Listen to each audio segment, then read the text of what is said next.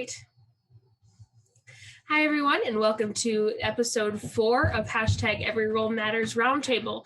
I am joined today by the lovely Diana and the amazing Sally Thomas. I'm going to have them introduce themselves, and then we'll go over the topic for today's discussion. Let's start with Diana. Hi, everyone. I am Diana D'Amico. I wear a number of hats. I'm the Dice affiliate manager over at Die Hard Dice. I'm the owner over at Bard & Barbarian, and you can see me play games all the place over the internet. So I'm around. Fantastic. And Sally. Hi, everybody. I'm Sally Spencer Thomas. I'm a psychologist by training and an impact entrepreneur, doing what I can to change the conversation that we're having about suicide prevention and mental health promotion. Well, thank you both so much for being here. I am excited to hop right into this episode. Today's topic is storytelling in mental health and TTRPGs. So to start us all off, I'm going to ask you both, what is your experience with suicide prevention in professional or personal experiences? Sally, Sure, why I'll go don't you ahead start and us start. off? So I'm a psychologist by training, and I had been in the field of mental health about 16 years when I lost my brother to suicide in 2004. So what first was a professional calling became very personal in that moment. My brother was 34 at the time, a successful entrepreneur in his own right, a father of two, and right alongside all the success he had and all the celebration and all the friends, my brother struggled profoundly with bipolar condition, specifically depression, which proved to be fatal. So after his death, that was kind of a huge wake-up call, and kind of dedicated my life to figuring out suicide prevention ever since. It was years later that I experienced my own pretty significant bout with depression. For whatever reason, a perfect storm of stressors hit me all together: a health issue, a pet issue, a huge work failure issue. And I just watched my mental health go down the toilet. And it was very humbling, to say the least. I just couldn't cope. I stopped eating, stopped sleeping, and it was a very dark time. And while I never got to the point of being suicidal myself, I did have a moment where I said, I can see how people get there now. And then I've also been a caregiver and a support person to a number of friends and family members who have fought that long night of the soul. So I come to it from many perspectives. Mine isn't quite so intense and long-term. It's very much a personal experience. My depression has been a lifelong battle. I've dealt with it for as long as I can remember. And it's actually the whole reason I got into board gaming and TTRPGs to begin with. I had hit a really, really rough patch where, again, I had some personal failures in the sense of personal relationships and work relationships, and my physical health was suffering. I was having a really hard time just getting out of bed every morning and existing. And right when I had reached sort of the tip of the iceberg, where I had hit the point where I was having suicidal thoughts pretty regularly, one of my friends talked me into trying out D&D with her. She'd been asking me for years, and I finally decided that was the time to take the plunge. And from the moment I sat down at that table and made my character and started this whole journey, I've seen it for the life-saving tool that it is. So that's my personal experience. Yeah, absolutely. Well, thank you both for sharing, and I'm sorry for your loss, Dr. Sally. I appreciate you sharing. My next question is actually for you. Dr. Sally, how do you use storytelling in your line of work? Yeah, I stumbled into it because I started to watch people who had survived their own suicide attempts tell stories in really powerful ways in front of large audiences. And I watched the culture of the room shift in that moment. And I said, this is powerful, and we're missing this in the suicide prevention field. So back in 2016, we launched United Suicide Survivors International, and our main mission is about lifting up the voices of people with all forms of lived experience with suicide and helping them cultivate a powerful tale, a more powerful tale than the one that's being told in the general public, to show that there is hope and resilience, and that peers support each other through these dark times all the time, and that creative things like D&D and music and art and alternative therapies can really help people get through. And so that was the first part, was just to create this village of storytellers that were out there leveraging their stories to create powerful change in the legislature, in media, and so on. And then another really helpful thing was building a men's anthology series where we got together all kinds of guys who don't usually share stories of coming through addiction or depression or trauma publicly. But these courageous men stepped forward and crafted a hero's journey of their tale that we've now combined in. We're about to publish our third edition of Guts, Grit, and the Grind, which is the name of the series. And just building that community was so inspiring for me, and certainly healing to watch these men help each other through it. Yeah, absolutely. That's amazing.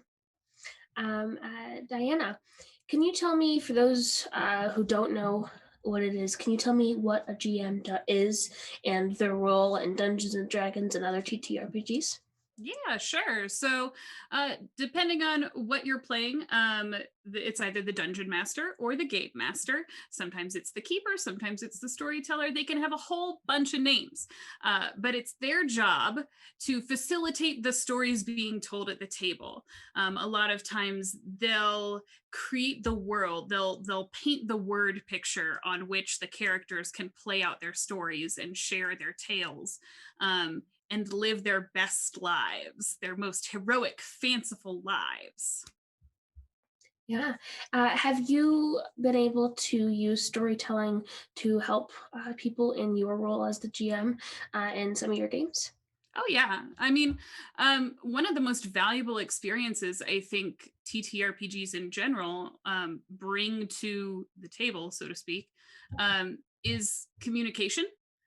Just as a general skill, you can apply it across all the different parts of your life. But being able to sit down and tell a cohesive narrative with a lot of those other folks has allowed them to share more than they really would have been comfortable doing before. It gives you other communication tools where, maybe you're able to voice some discomfort or work through some kind of something that's holding you back. That and just the idea of being able to do anything. You can do anything as a PC in a narrative. So storytelling helps you be whatever you wanted to be, but never got the opportunity. It gives you goals that you can put into your life. One of my friends has a great saying related back to TTRPGs, where I created this hero. And looking at her gives me a reason to wake up every day and say, I want to be 1% better. I'm going to move 1% in the direction of this goal. So a lot of times just creating the character or creating the world or creating that story can give you new goals and new achievements to unlock in your real life. For sure. Dr. Tilly, have you seen that creation of new goals and that sort of thing in the storytelling that you use? Well, actually, I was really resonating with what Diana was talking about with kind of the hero perspective, because that's the framework that we really, start people off on. There's lots of ways to structure your story, but that one kind of has universal resonance no matter where you are in the world. I think we were just wired to hear kind of the hero's journey framework, because it's the kind of things that movies are made out of, and most of our blockbusters and so forth, and it goes through a similar pattern, which we have them kind of layer onto their experience, and it does a lot of great things for them to reframe and rethink through what they went through. And it starts off with kind of setting the stage, if you will, of what happened before the downward spiral and darkest day, like what was life before, and even starting to kind of paint the picture of what was lost during that dark time. So what was held dearest and what was lost. And then, we walk with them through the deep forest, And we don't do this lightly. We realize this is a hard thing for people to do. And so we make sure that they're ready. I'll talk about that in a little bit, but they go into the dark forest and they take us with them about what that was like and what their experiences were. And then at some point, there is a threshold, there is a turning point. And often they'll say in their story, I knew in this moment that something was going to need to be different. Or I had, an aha encounter with somebody in my life that pulled me over the threshold. And then the rest of the hero's journey is really about the magic and the guides that come alongside and help them see another pathway through. And of course, there's lots of trials and tribulations. No pathway to recovery is ever a straight shot. And so it's also about kind of coming through all those trials and tribulations and then eventually ending up with some great reward.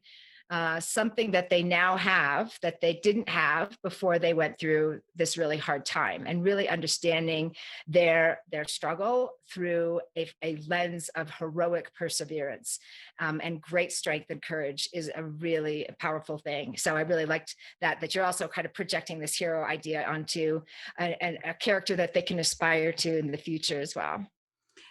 I really like that idea because it takes the context of that, really the dark points in your life, the points where you do feel like giving up.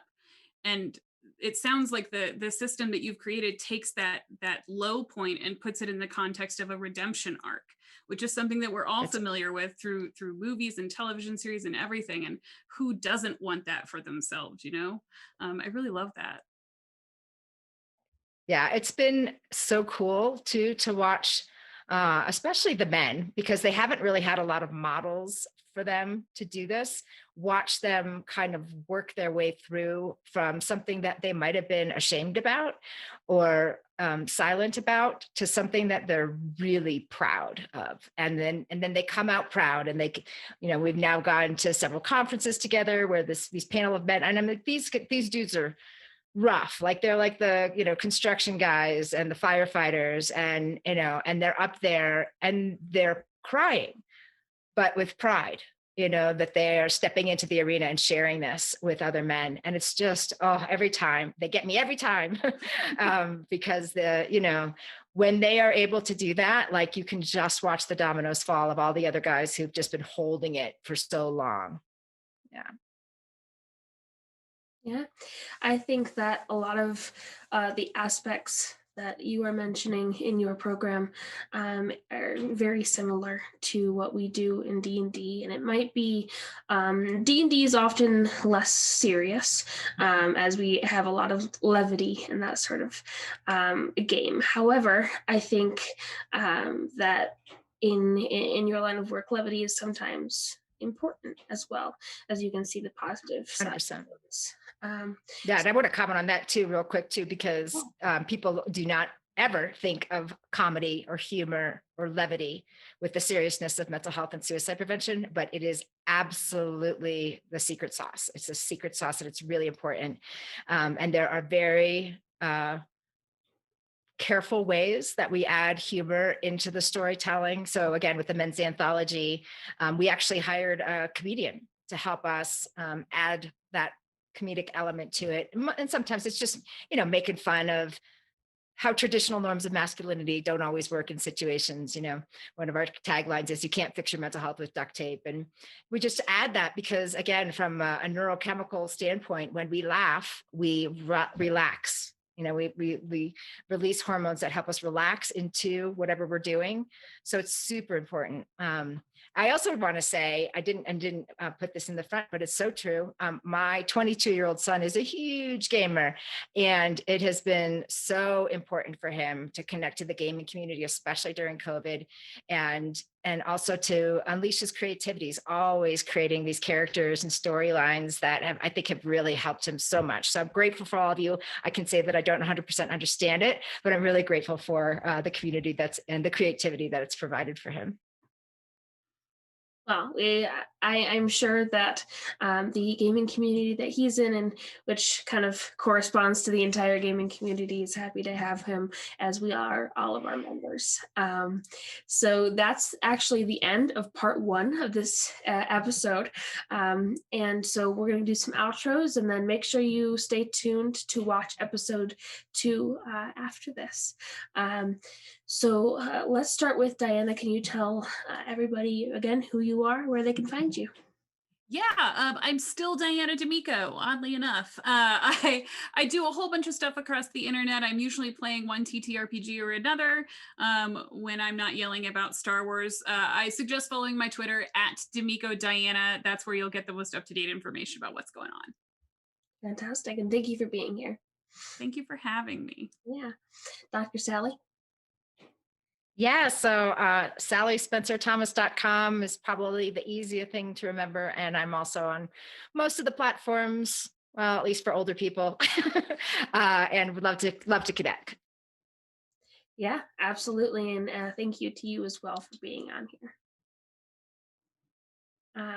And I am Fenway Jones, also known as Fenway the Teen DM on Twitter.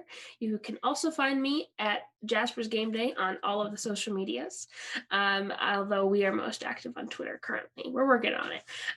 But all of the links that these two lovely people have mentioned will be in the description of the video. Make sure you go check them out, say hi, get involved in what they're doing, and watch the rest of the episodes.